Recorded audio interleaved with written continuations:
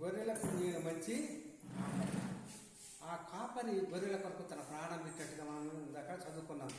తర్వాత గొర్రెల కాపరి ఎంత ప్రయాసపడుతున్నాడో ఒకసారి ఆలోచించండి. ఆ గొర్రెల పొద్దున లేచిన కానించి ఆ గొర్రెలను శుభ్రంగా దొడ్డి శుభ్రం చేసి తర్వాత వాటికి నీళ్లు పెట్టి తర్వాత మంచిగా పచ్చిక గల చోట్ల వాటిని తిప్పి శాంతికరమైన జలముల వద్ద వాటిని నడిపించి చక్కటి నీళ్లు తాపించు వాటి ఎంతో ప్రయాసపడి అలా రోజంతా కష్టపడి ఆ ప్రయాసపడుతున్నాడు ఆ గొర్రెల కొరకు. దేవునికి స్తోత్రం. ఆ గొర్రెలు ఎవరనగా విశ్వాసులు, కాపరి ఎవరనగా నేను ప్రకటించే ప్రభు అయిన యేసుక్రీస్తు. ఆ యేసుక్రీస్తు ఆయన ప్రత్యక్షమైనప్పుడు ఆ గొర్రెల కాపరి అడుగుతాడు, నువ్వు గొర్రెలను ఎలా కాచావు? మంచిగా కాచావా? అవి కష్టంలో ఉన్నప్పుడు, బాధలో ఉన్నప్పుడు, ఇబ్బందిలో ఉన్నప్పుడు నువ్వు వాటిని పరామర్శించావా? వాటి గురించి ప్రార్థన చేసావా అని అడుగుతున్నట్టుగా మనము చూస్తున్నాం. కానీ ఈ గొర్రెల కాపరి ఈ రోజంతా గొర్రెల కాసి చివరికి దొడ్లో పెట్టినాక ఒక గొర్రె తప్పిపోయింది. 99 గొర్రెలను విడిచిపెట్టి ఆ ఒంటరి అయిన గొర్రె కొరకు ఆ రాత్రి కాల సమయంలో ఒక లాంతర వెలిగించుకొని ఆ అడవిలోకి వెళ్ళి తను తిరిగే ప్రదేశం ఎక్కడైతే ఉన్నదో ఆ ప్రదేశాన్ని తిరిగి పిలుస్తున్నాడు. పేరు పెట్టి పిలుస్తున్నాడు గొర్రెలు.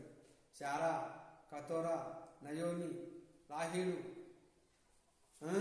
దావీదు అని రకరకాలైన పేర్లతో పిలిచినప్పుడు ఆ గొర్రె ముళ్ళ పాదలో చిక్కుబడి ఉన్నది.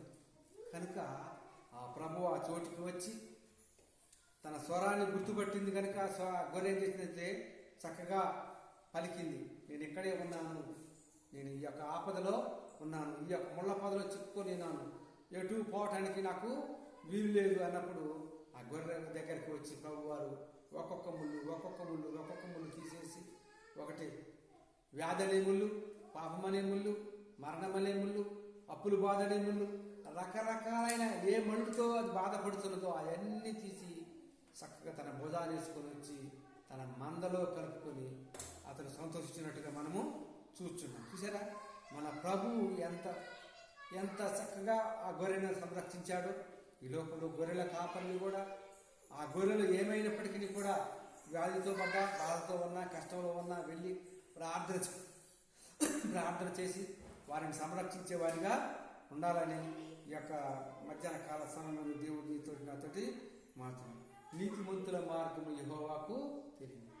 మనం నడిచే మార్గం ఏ నీతిమంతుడైనా ప్రభు మార్గం నడిచినట్లయితే పర్వాలేదు, యెహోవాకు తెలియను. దుష్టుల మార్గము నాశనమునకు నడిపించింది. దుష్టుడు చెడ్డవాడి యొక్క మాటల మార్గం నడితే మనము నరకానికి వెళ్ళిపోతామంటున్నాడు. దేవునికి స్తోత్రం.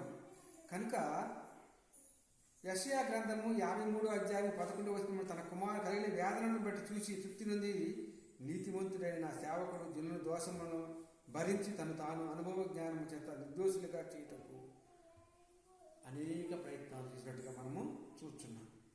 కనుక అద్వితీయ సత్యదేవుడు అయిన నన్ను నీవు పంపిన యేసుక్రీస్తుని ఎరుటియే నిత్యజీవం, ప్రభువుని ఎరగటమే నిత్యజీవం.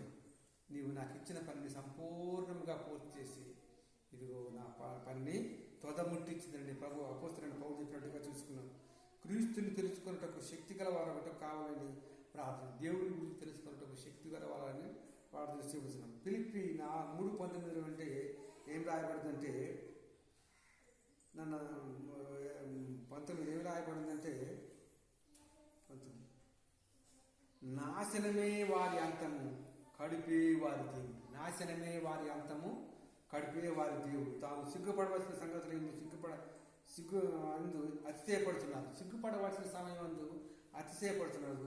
భూ సంబంధమైన వాటి మీద మనసు ఉంచున్నారు. ఈ లోకంలో చాలా మంది భూ సంబంధమైన వాటి మీద మనసు ఉంచున్నారు. కనుక మన ప్రవర్తికి పరలోకములు ఉన్నది కనుక ఆ ప్రభు వైపే మన కన్నులు ఉన్నట్టుగా చూస్తున్నాం.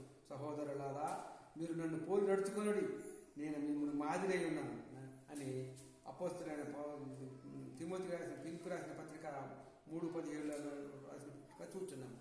నన్ను పోలి నడుచుకొని నేనే మార్గాన్ని, నేనే సత్యాన్ని, నేనే జీవాన్ని, నా ద్వారా తప్ప తండ్రి ఎవరు ప్రభు మార్గం వేసినట్టయితే పరలోకానికి వెళతాము, దుష్ట మార్గం వేసినట్టయితే నాశనమైన నరకానికి వెళ్ళిపోతాము. కనుక మనం ప్రభు మార్గంలో వెళ్ళాలని ఈ కొద్ది మాటలు ముగిస్తూ ఈ క్రిస్టాఫర్ 810 ఛానల్ సబ్స్క్రైబ్ చేసిందిగా కోరుచున్నాను. ఆమె